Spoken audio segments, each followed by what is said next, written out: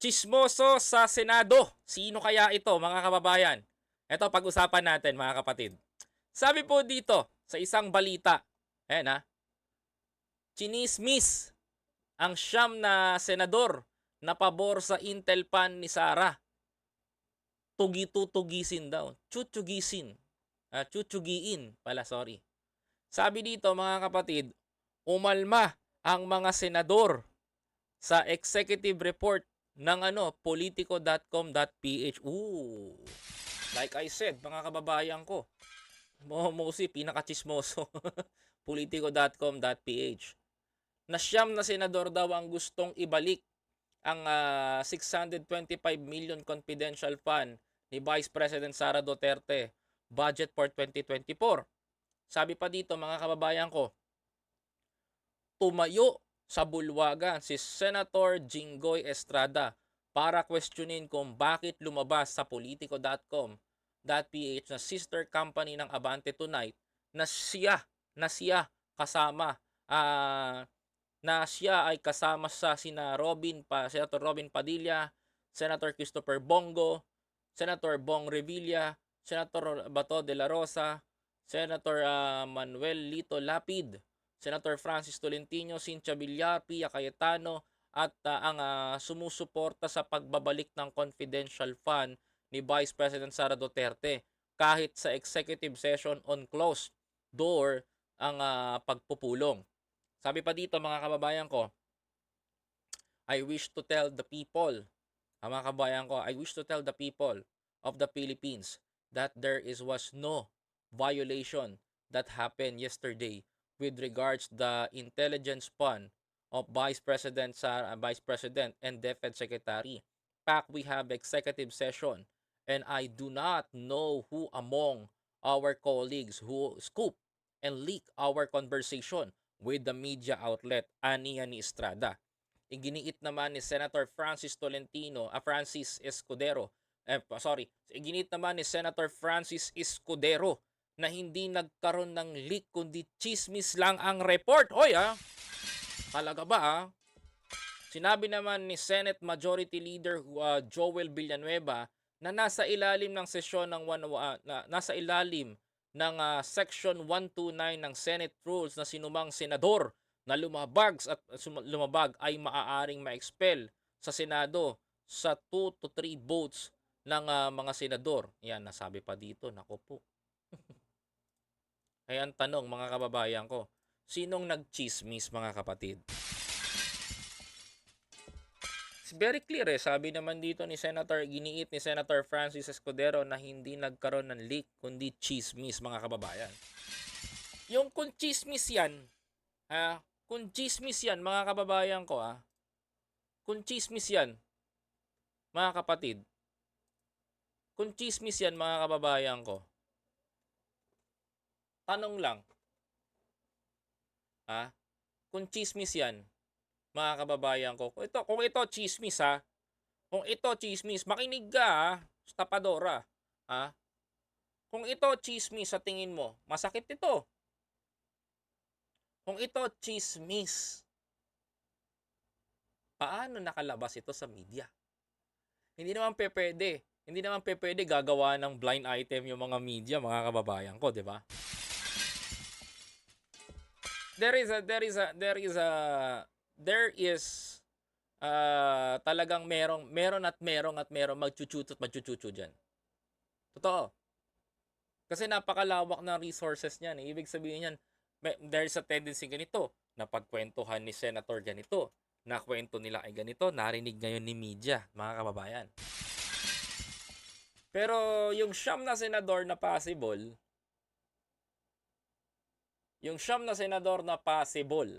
mga kababayan ko, na yung siyam na senador na possible na nagsabi nito, teka lang mahirap banggitin, baka magkamali ako. Masita na naman ako. Yung siyam na senador na nagsabi ito, nagchuchu dito sa media at naglabas nito, mga kababayan ko, sa politico.ph, is very familiar. Sino to? Eto, nakakatawa. Blind item kita.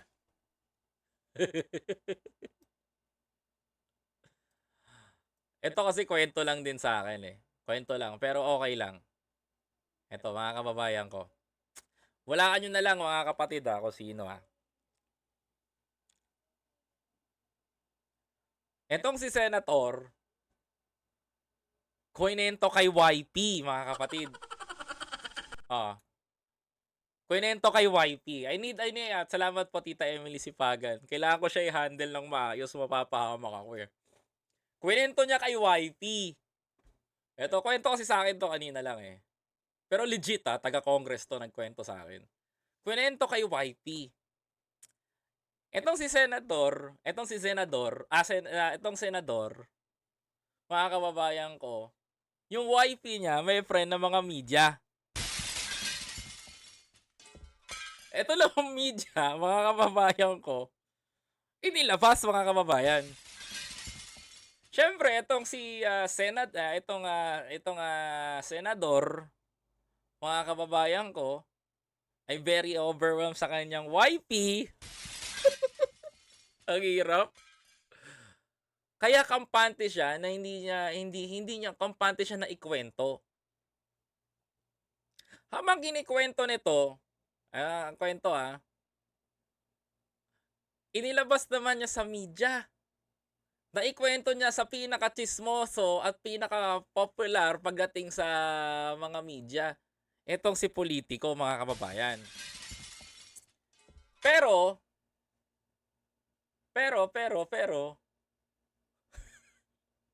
ang hirap po. Pero tentative pa daw ang lahat ng 'yan kasi di daw natin sila pwede pagbintangan.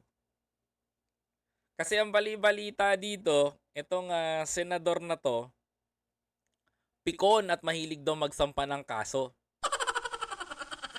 Ayan, Kaya sabi sa akin nung nagsabi niyan, "Tol, ingatan mo kasi baka mamaya ikaw ang balikan ng mga 'yan, ha?" Chinikan lang niya sa akin kasi nagtatrabaho 'to sa isang office ng senador. Ito kasing si YP niya, clue, ah, may friendship at may kaugnayan sa malaking media outlet. Ayan. Pero sa sobrang confidential at pwede may mapahamak, pinaputok muna nila dito, dito dito sa politico.com.ph na sister company ng Abante Tonight. Okay? Kaya ngayon, naunang naglabas yung mga tabloid. And then, saka sinakyan ng media. Ayan ang storya. Ang tanong, sino kaya sa YP nito? Marami sila Ayoko magpangalan. Bigay pa ba ako ng clue? Ayoko na. Si Arvayan. Paano ba? Ano to Glamuroso, yun na lang yung words doon mga kapatid. Mapapahamak na ako sa inyo Di umano na itong si YP ay glamuroso. Ayun na yun. PM ko sa inyo, ayoko magsalita dito. Madidemanda ako. Sitong si YP ay glamuroso. Ayan. Di umano isang glamuroso. Di ba? Mga kapatid. Yan lang pinaka doon. Nag-chika minute at itong senador ay sobrang overwhelmed sa kanyang YP. Kaya ayun, pumutok ang chika sa tabloid at sinakyan ngayon ng media. Okay. Kaya sabi ko nga ganun, tol, positive ba talaga yan nung nagkikwentuhan kami kanina? Positive yan tol, siya naglabas nun at meron tayong details sa kwentuhan. Ayan. Pero di ko na ilalabas yung details na yun, very confidential.